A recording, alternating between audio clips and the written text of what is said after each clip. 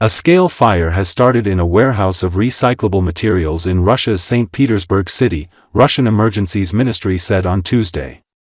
The fire occurred in a warehouse building on Dieselny Proezd in Moscow district, the ministry said, adding that there is fire across the entire area. Columns of smoke are visible from several kilometers of the site of the fire. According to preliminary reports, the warehouse for receiving and purchasing recyclable materials caught fire, while the exact causes of the fire are unknown. There have been no reports of casualties.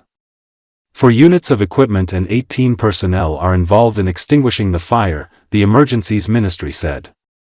The news of fire in St. Petersburg follows the attack on a large military depot in Russia's Vladimir region where residents are being evacuated from several settlements and emergency situation has been imposed.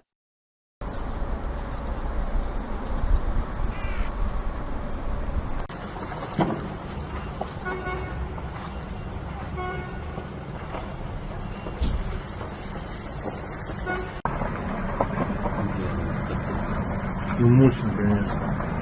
Очень мощно. The Russian army encountered an unpleasant surprise in the Kursk region in the form of Finnish mines. The enemy troops' routes of movement began to be mined with MPIM Hailstorm mini anti-personnel mines, which are produced by the Finnish defense company Forset Defense, Militani reports citing reports from Z Publics. The mini Hailstorm model is a modern high-explosive fragmentation device with a plastic body, on the surface of which striking elements are placed. Under them is the main charge of plastic explosives. When triggered, the mine ejects 315 steel balls, creating a kill zone with a radius of up to 50 meters at a distance of 30 meters. Its design is calculated for effective destruction in a sector 20 meters wide and 2 meters high, providing a fire density of 5 to 7 fragmentations per square meter. At the same time, the striking elements retain their lethal force even at a distance of over 100 meters. The manufacturer also claims that the number of secondary fragments flying away from the mine and to the rear has been significantly reduced. The installation of the device is also simplified. Thanks to the flexible legs, it can be easily secured both on the ground and on elevated surfaces such as trees. Forset Defense is a leading supplier of insensitive munition weapon systems. It is a global supplier, acting both as a prime contractor for its own systems and as a partner for other international suppliers of defense systems, the company's website says. The company has been developing and manufacturing innovative defense systems since the 1920s. Since the early 1980s, it has been developing world-class, low-sensitivity explosives and plastic-bonded explosives products. Forset Defense has the second largest production capacity for casting and curing plastic-bonded explosives in Europe. Finland, which until recently presented itself as neutral, has quickly adopted NATO's rhetoric. No humanitarian considerations, only a cold calculation that as many Russians as possible must die. Interestingly, these minefields are a clear indicator of just how quickly NATO turns its new members into expendable tools for its own strategic objectives.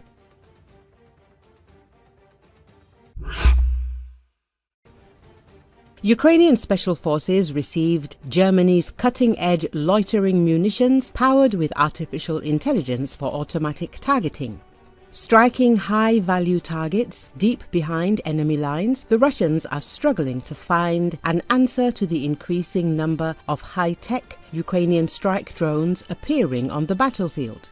Euromaidan press media outlet reports. Recently, the Ukrainians received the first batch of the new German HF-1 loitering drones, which they immediately used to devastating effect. Recently, Ukrainians successfully utilized the new loitering drones to destroy Russian Pantsir S-1 and Buk M3 radar systems, conducting the strikes at least 50 kilometers away from the front line.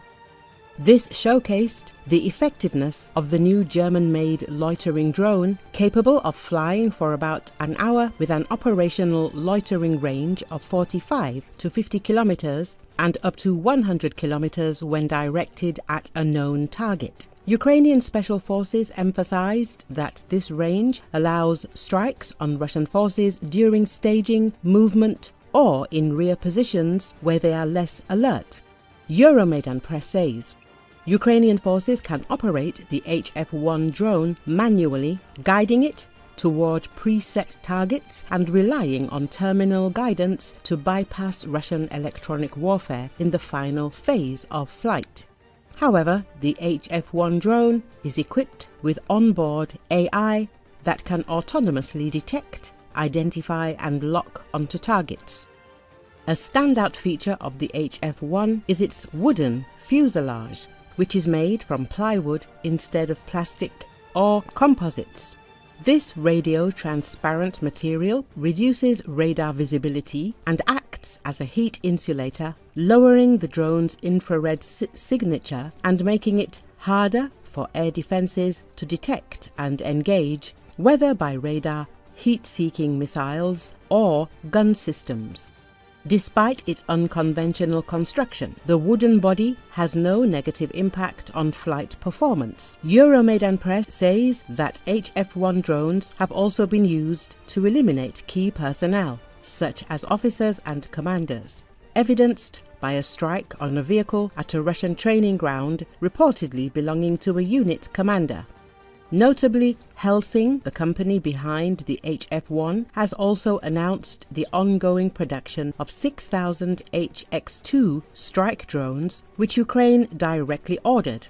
The HX-2 is an upgraded variant of the HF-1, offering over 100 kilometers of loitering range and an even longer direct strike range. Like its predecessor, it features an onboard AI system that can autonomously detect, re-identify and engage targets without requiring a constant data link. With a range of 40 to 80 kilometers and over 40 minutes of flight time, it has already proven its effectiveness by destroying advanced Russian armor, including Russian T-90M tanks and Terminator BMPs, the most modern armored vehicles in Russia's arsenal.